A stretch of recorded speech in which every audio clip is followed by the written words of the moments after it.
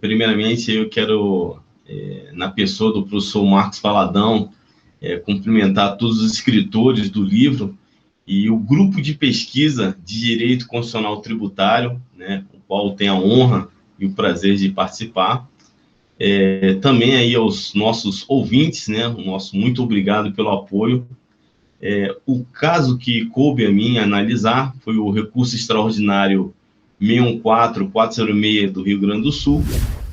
Nesse recurso extraordinário foi analisada a constitucionalidade ou não do artigo 12 da Lei 7713 de 88, né, que também trata da questão do imposto de renda. Só para mudar um pouquinho, né, nós também, essa recurso extraordinário tratou do imposto de renda.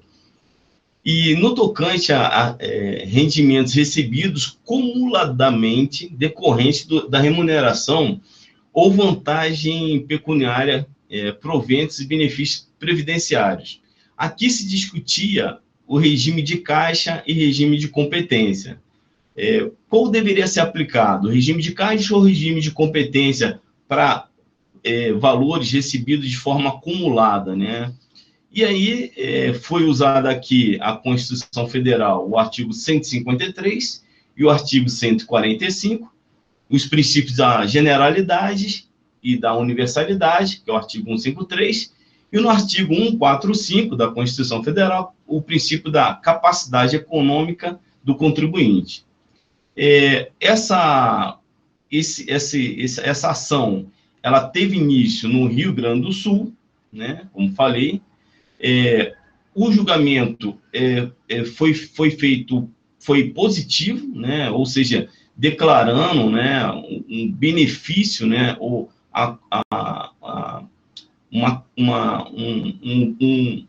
o pleito do contribuinte foi acatado pelo juiz federal e a União recorreu lá no tribunal, a Corte Especial do Tribunal Regional Federal concordou com o juiz, né? Ou seja, ele afastou o regime de caixa, mantendo, né, o regime de competência, e por conta dessa análise da Corte Especial, e por isso eu friso aqui que foi a Corte Especial, eles usaram uma situação excepcional, que é a técnica da declaração de inconstitucionalidade sem redução de texto ou interpretação conforme a Constituição, né?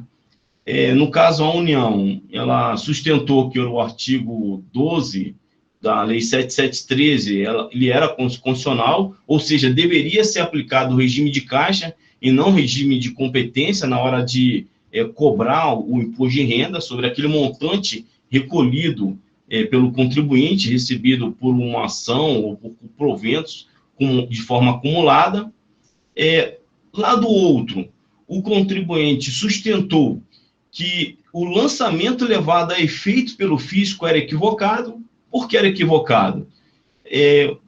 O contribuinte alegou que, se houvesse recebido os valores objeto da demanda previdenciária à época oportuna, a alíquota de imposto de renda seria menor ou sequer haveria incidência do imposto da incidência do tributo. Ou seja, mais uma vez, alegando que deveria ser aplicado o regime de caixa, de competência, não o regime de caixa. Logo em seguida, houve a sentença do juiz, como falei, positiva, dando razão ao contribuinte, né? E nesse sentido, o juiz, né, alegou que a percepção acumulada dos rendimentos foi abatida a partir do reconhecimento judicial do direito em ação previdenciária concessiva. Ou seja, as prestações vencidas, por não terem sido pagas ao tempo correto, acabaram por acarretar na incidência de uma alíquota maior.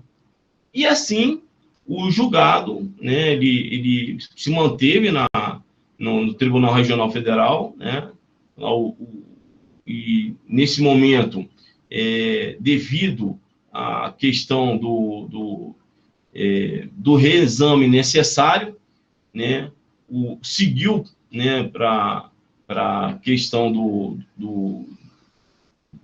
recurso, né, um recurso extraordinário, com a repercussão geral, né? Nesse momento, a relatora do voto, condutor, quando chegou, né, o Supremo Tribunal Federal, para os ouvintes aqui que não são afetos ao direito constitucional, ao caso da repercussão geral, o ministro relator, ele precisa dar o efeito da repercussão geral. Por isso que o professor Valadão estava chamando a atenção aqui para essa questão. Então, foi dado o efeito da repercussão geral, ou seja, com a repercussão geral, você vai ter o transbordo para todas as esferas de primeiro e segundo grau, inclusive administrativa, advocacia geral da União, né? Houve esse fenômeno chamado repercussão geral. O voto condutor foi dirigido pela ministra Ellen Grace. A ministra Ellen Grace, na época, ela concordou com o fisco, ou seja, ela sustentou o regime de caixa, deu provimento ao recurso extraordinário e reformou o acordo do Tribunal Regional da Quarta Região, julgando improcedente a ação, a pretensão de submeter os regimes percebidos cumulativamente ao regime de competência sem previsão legal. Ela falava que o regime de competência não tinha previsão legal, então tinha que usar a previsão de caixa, né, do artigo 12º, artigo 12 da Lei 7713.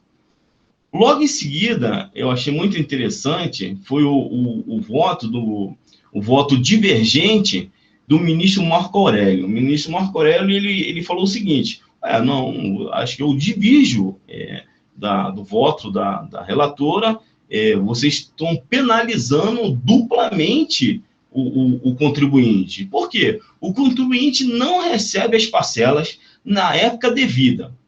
É compelido a ingressar em juízo para haver declarado direito a essas parcelas, recebendo posteriormente a junção para efeito de incidência de imposto de renda, ou seja, para efeito de imposto de renda, surgindo um montante maior e aplicado uma alíquota muito maior do que se tivesse sido recolhido na época, ou não, nem teria sido